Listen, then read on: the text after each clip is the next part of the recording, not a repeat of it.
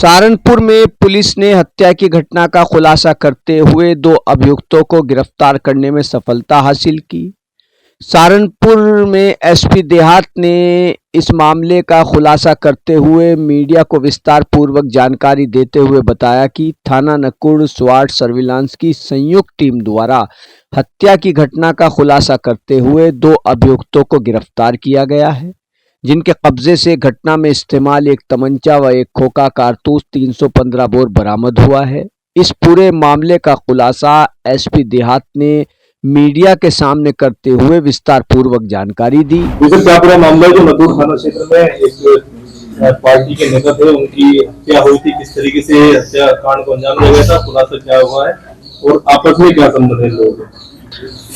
7/8 नवंबर की रात्रि ग्राम टिडोली में एक व्यक्ति की हत्या हो गई थी। उन्हीं के घेर में जब वो सो रहे थे चारपाई पर, तो उनकी गोली मारकर हत्या हो गई थी। इस संबंध में थाना नकुड़ पर मुकदमा अज्ञात के विरुद्ध पंजीकृत हुआ था। इसमें तभी से 3 टीम्स बनाई हुई थी तथा इसमें एसओजी स्वाट और सर्विलांस की टीम भी निरंतर इसमें काम कर रही थी। आसपास के कैमरे देखे गए थे और सभी वादी द्वारा उपलब्ध कराए गए हर प्रति एंगल पर भी पुलिस जांच कर रही थी और मैनुअल इंटेलिजेंस भी इसमें गैदर की गई थी। इसमें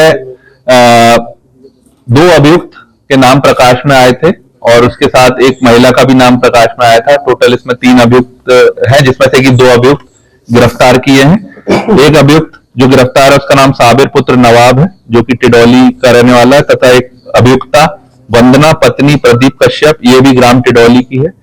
तथा इसमें एक साबिर जो अभियुक्त है उसका साथी है, वो इसमें अभी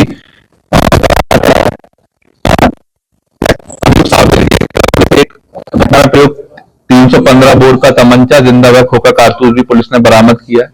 जब इनसे पूछताछ की गई तो इन्होंने बताया कि साबिर और वंदना के कुछ समय से संबंध थे, प्रेम संबंध भी थे और उसका एक साथी भी इस घटना में था। इन्होंने योजना बनाई। एक जो मृतक है उसने एज ए बिचौलिया बनकर वंदना की शादी गांव के ही एक व्यक्ति से कराई थी और आसपास के लोगों द्वारा मृतक को शिकायत निरंतर की जा रही थी कि जो महिला है वंदना, उसका आचरण गांव में ठीक नहीं है। इसी वजह से मृतक ने वंदना को वापस उसके गांव भेज दिया था, इससे काफी वो क्षुब्ध हो गई थी और अपने जो साथी हैं साबिर और जो एक अन्य साथी, उनके साथ मिलकर इन्होंने प्लान बनाया इसकी हत्या करने का। और हत्या के उपरांत फिर पुनः कुछ दिन पूर्व वो गांव में वापस आके रहने लगी। पुलिस द्वारा निरंतर क्वेश्चनिंग की गई, इसकी वजह से फिर वो वापस अपने गंगो क्षेत्र में रहने लगी थी। फिर इसमें पुलिस काम जब कर रही थी तो इनसे पूछताछ की, इन्हें गिरफ्तार किया और फिर ये पूरी घटना का पटाक्षेप हुआ। तो शुरुआत में कुछ सामने नहीं आई थी, काफी समय लगा सुनने में, ब्रांड मर्डर था, काफी मेहनत की पुलिस ने। किन एंगल पर सब काम किया है पुलिस ने? इसमें जब ये घटना हुई थी तो वादी से अलग अलग पहलू पर पूछताछ की गई। वादी से ये भी पूछताछ की गई कि किन लोगों से जान का खतरा है, क्या विवाद चल रहे हैं, क्योंकि जो मृतक है वो गांव में कई बार जो विवाद होते हैं उसमें एज ए मीडिएटर भी काम करते हैं। तो हम हर पुराने पिछले 2 साल के जितने भी विवाद है जिसमें इन्होंने मीडिएशन कराया था, उन हर एक बिंदु पर जांच कर रहे थे कि कहीं किसी व्यक्ति द्वारा ये क्षुब्ध होकर ये घटना तो नहीं करी है। इसके अलावा जो वादी पक्ष के द्वारा बताया गया कि जो उनके जमीन संबंधी जो भी अन्य मसले चल रहे थे उस पर भी हमने गहनता से जांच की।